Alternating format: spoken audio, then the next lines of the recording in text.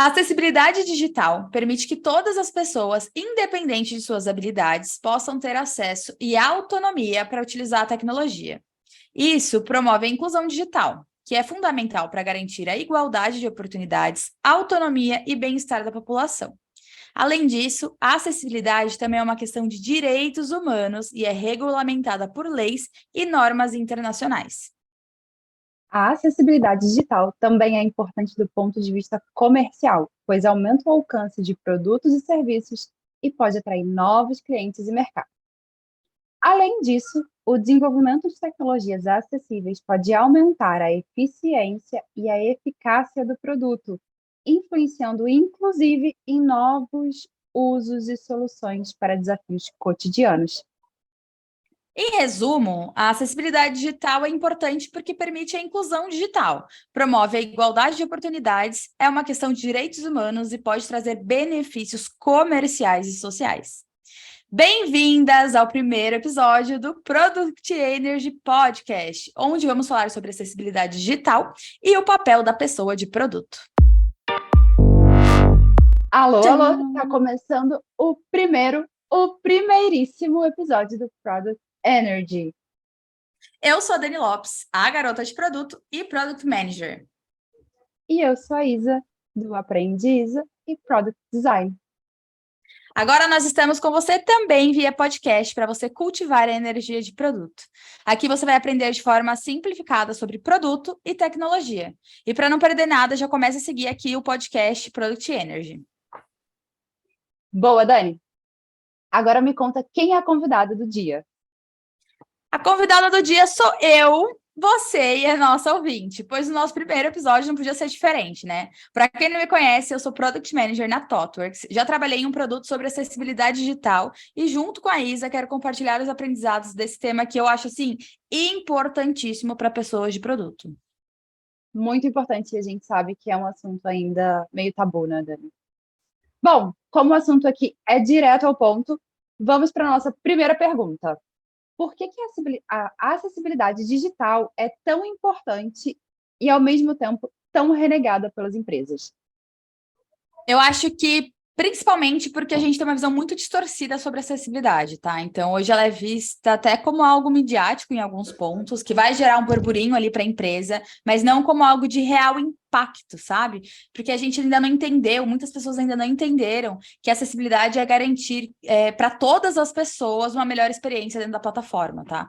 E que tendo, por exemplo, um melhor contraste das fontes, garantindo um tamanho de fonte certo ali, a gente não vai estar só melhorando, por exemplo, a acessibilidade de pessoas que têm baixa visão, mas a gente vai estar melhorando a acessibilidade de pessoas usuárias de óculos, pessoas com um pouco mais de idade, um pouco de idade avançada, e, no geral, toda a população, porque por mais que você tenha uma visão boa, se você tem uma tela com bom contraste ali entre a fonte e o fundo, por exemplo, você vai ter uma melhor experiência, você vai ter, independente de como seja a sua visão, uma melhor, você vai enxergar melhor o conteúdo, você vai ter mais acesso àquilo, tá? Então, para mim, as pessoas, elas limitam muito o impacto da acessibilidade com esse tipo de visão, né?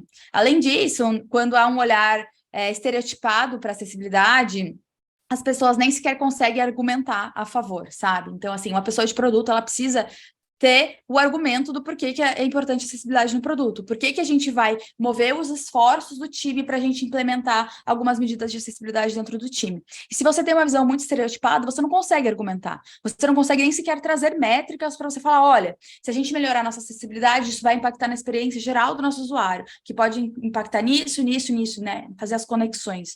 Então, eu acho que falta muito isso para a pessoa de produto e por isso que eu também acho muito importante. Boa. E, bom, o que deve ser feito para garantir a acessibilidade?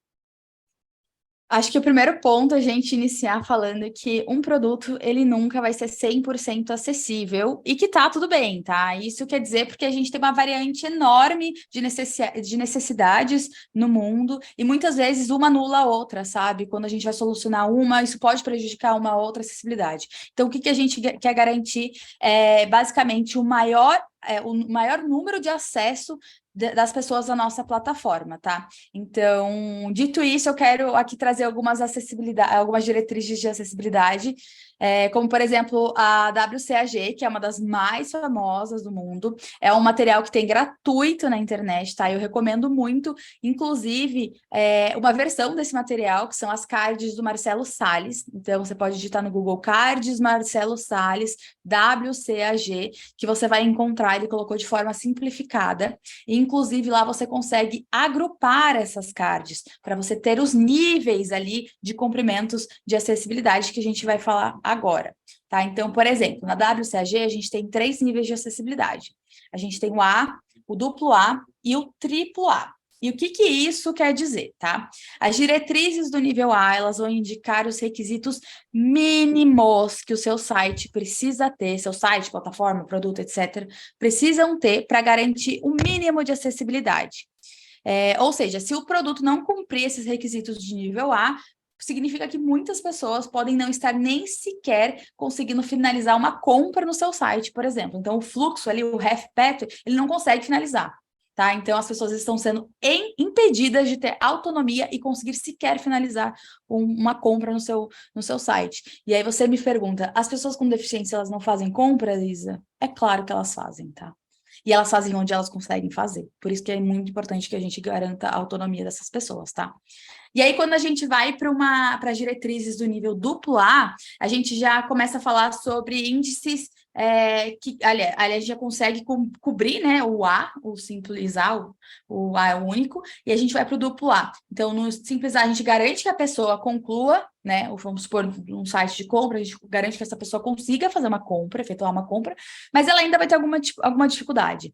Então, ainda vai fazer um super esforço para conseguir finalizar uma compra, e no nível duplo A, ele já vem com indicações ali de acessibilidade, né, de ajustes de acessibilidade que você pode fazer para garantir que essa acessibilidade seja um pouco maior contemplada. Então, ele já vem com refinamentos ali sobre acessibilidade, tá? E que podem ajudar a diminuir as barreiras da sua aplicação. E aí, quando a gente parte para o último nível, que é o triplo A, é o nível mais refinado de acessibilidade que tem nesse guia, então a gente consegue melhorar a experiência do usuário no geral. Então, se eu garanto um fluxo melhor de compra, né, considerando ali, eu consigo ter um checkout mais simplificado para garantir uma acessibilidade, eu não estou garantindo só a acessibilidade da pessoa com deficiência, eu estou garantindo uma melhor experiência para qualquer usuário, porque eu estou fazendo um fluxo de checkout acessível, sabe? Então, vale lembrar que essas diretrizes de produto, elas podem não só melhorar a experiência do usuário, porque a acessibilidade ela é uma questão de usabilidade também. Perfeito, Dani. Enquanto você estava falando, eu fui a pesquisar sobre a ISO 25010, que é uma norma que define modelos de avaliação para qualidade de softwares e sistemas, né? Então, basicamente, ela define produtos digitais, assim, entre aspas, em alguns quesitos. E o que eu achei mais engraçado é que, olha que doido, né? Uma norma da ISO, que é uma instituição tão conhecida, ela não fala sobre acessibilidade, ela fala sobre adequação funcional, eficiência de desempenho, compatibilidade, usabilidade, confiabilidade, segurança, manutenção e portabilidade.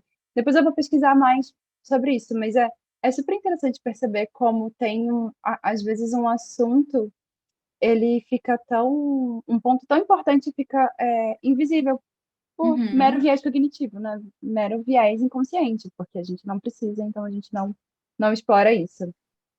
E tem mais uma coisa, Isa. Quando eu comecei a estudar sobre acessibilidade, né? Eu lembro que eu chegava assim, falando, nossa, gente, não entendo nada de acessibilidade, nossa, que coisa complexa. E a gente percebe que garantir o mínimo de acessibilidade é garantir o básico, que muitas vezes não é feito, você tá entendendo? Total. Tipo, garantir um bom contraste, gente, isso é o mínimo que a gente espera. A gente não tá pedindo para ninguém inventar a roda. É só ver se o fundo e a fonte tem um bom contraste, é só ver se a fronte não tá minúscula na sua tela, se tá legível, sabe? Outras coisas que muitas vezes, que não sei se as pessoas sabem, mas o próprio HTML puro, ele já vem com acessibilidade. Se as pessoas não estão fazendo o HTML correto, é difícil a gente trazer ali a acessibilidade. Então, muitas vezes a gente precisa consertar. Então, utilizar de forma correto, o HTML também garante acessibilidade, navegação por teclado, garante leitor de tela e hierarquia de texto, garante leitor de tela correto. Então, mais para frente a gente vai falar sobre isso, mas são coisas básicas que se a gente garantir, isso é qualidade de software também, tá? Exato. Bom, vamos à nossa terceira pergunta. A acessibilidade é uma questão que deve ser abordada apenas pelo design de experiência? Imagina, inclusive, acho que isso que eu acabei de comentar tem muita ligação com essa pergunta. Eu acho que é muito fácil a gente jogar uma carga somente nas costas do design de experiência, quando a gente, pessoa de produto, muitas vezes a gente não incorpora, não traz isso como uma prioridade, não prioriza isso, e muitas vezes a acessibilidade ela é tida como um plus. Então, ela é tida como, a gente vai fazer quando der. Não, cara. Se você quer trazer acessibilidade, a acessibilidade ela fica cara quando você tem que refatorar a sua aplicação inteira. Então, você tem que refazer a sua aplicação inteira, porque ela não foi pensada. Mas se você está fazendo agora alguma tela, e você já consegue colocar critérios de aceite voltados para acessibilidade, garantir, por exemplo, a navegabilidade por teclado, entendeu? Você já consegue colocar isso, a acessibilidade não fica cara, entende? Então, é muito importante que as pessoas de produto tenham em vista isso, consigam trazer também, inclusive, gente, muito importante, entrevista com o usuário. A gente não fala tanto disso. Por que que a gente estereótipa as pessoas com deficiência? Por que que a gente não traz realmente uma pessoa com deficiência para falar para a gente e a gente entrevistar essa pessoa, sabe? Porque muitas vezes eu já entrei em diversos eventos de produto que a gente está fazendo alguma dinâmica. E surgiu a ideia de fazer uma persona com deficiência. Massa, legal, vamos trazer aqui uma acessibilidade. E aí as pessoas começam a sugerir e estereotipar as pessoas. Como, por exemplo, uma pessoa surda, ela nunca vai andar de bicicleta. Por que que ela não vai andar de bicicleta? Você tem certeza sobre isso? Faz muito mais sentido a gente perguntar como que essa pessoa faz para ela garantir uma melhor segurança andando de bicicleta, onde que ela anda, sabe? Como que isso funciona. Então, entrevistar o usuário é extremamente importante. E trazer essa bandeira para dentro do time. O time precisa saber o que ele está construindo e para quem que ele está construindo. Uma coisa que eu acho bem legal da minha empresa hoje, e que eu ainda não tinha tido contato, então eu fiquei muito feliz e me abriu demais a mente, foi ter pessoas com deficiência no time.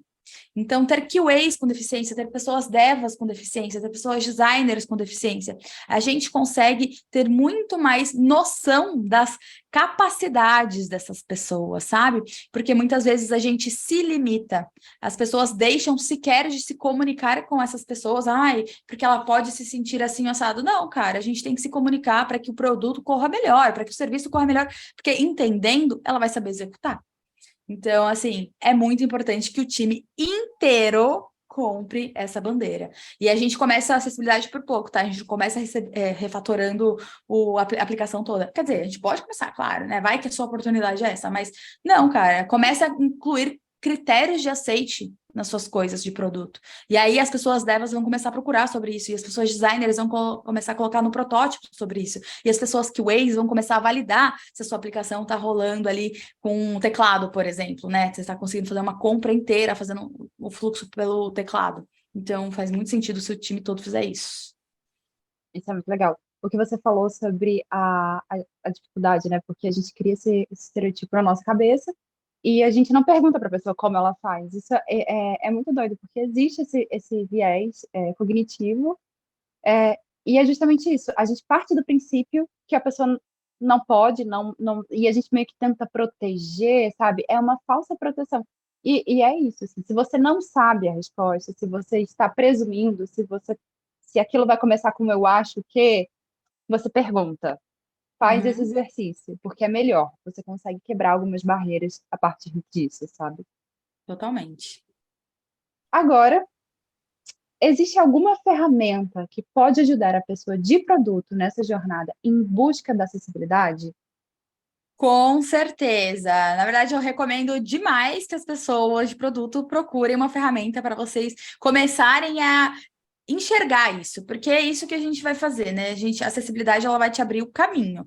Então, vocês vão ver que a partir do momento que vocês começarem a colocar coisas de acessibilidade dentro da aplicação de vocês, vocês vão em todos os lugares. Então, vocês vão em evento de produto, vocês vão ver que o slide tá com uma fonte minúscula e você tá sentado atrás, lá na plateia, e você não enxerga o que tem no slide. Gente, isso é acessibilidade.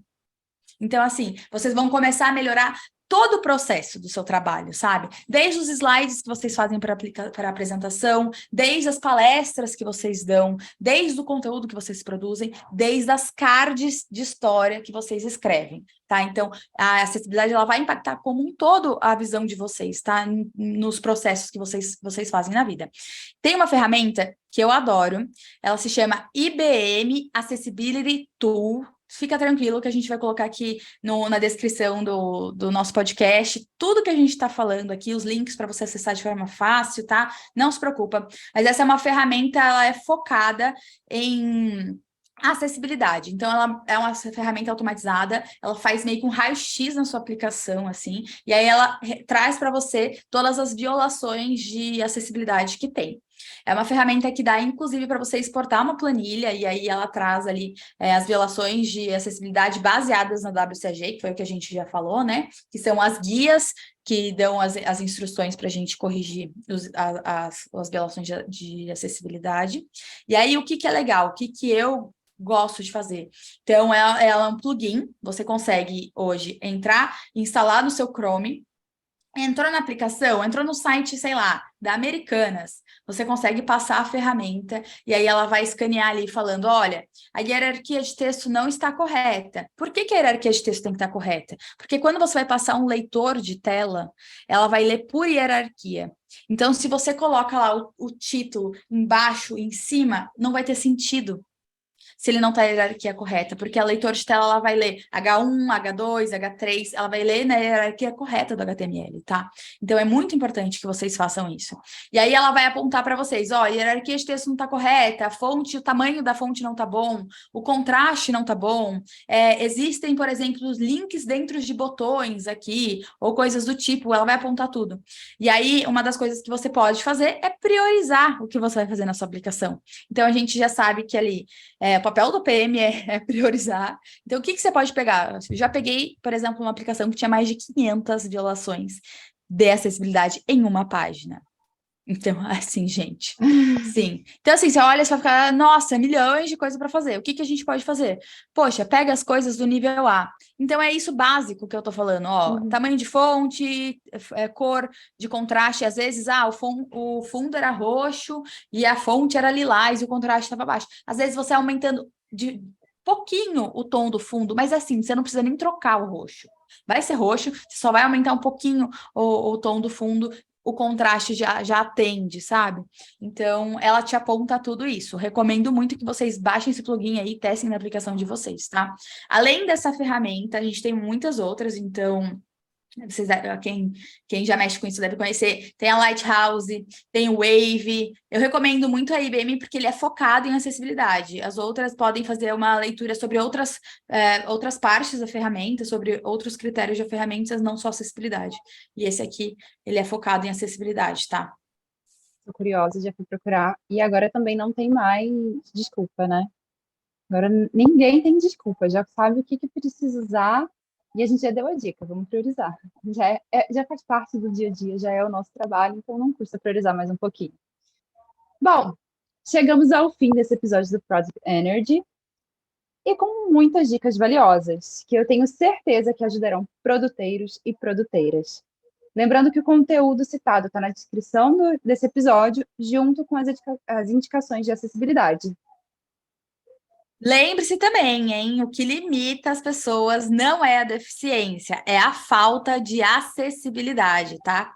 E se você quer acompanhar mais episódios do nosso podcast, não esqueça de seguir o Product Energy aqui no Spotify ou no seu tocador de podcast preferido e nos seguir também nas redes sociais. A Garota de Produto no Instagram e no YouTube, LinkedIn, também estou por ali, então pode me procurar.